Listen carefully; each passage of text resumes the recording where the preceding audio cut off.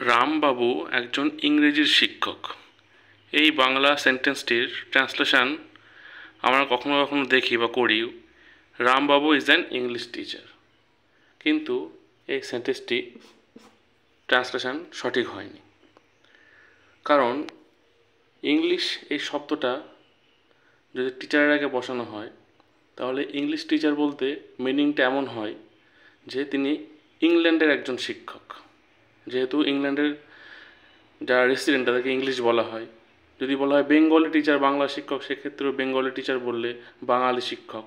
English Bengali যেগুলো এই ধরনের ওয়ার্ড যেগুলো কোনো নেশন বা রেসিডেন্টদেরকে নির্দেশ করে, সেগুলোর ক্ষেত্রে এটা লেখা সঠিক হবে না।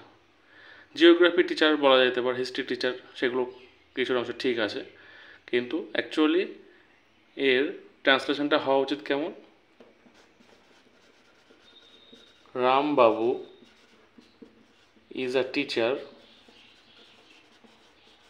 of English.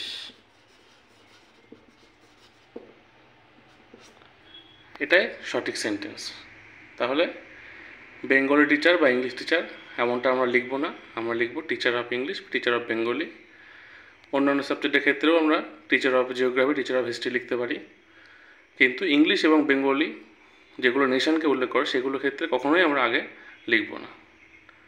আশা করি ইনফরমেশনটা কাজে লাগবে। Thank you.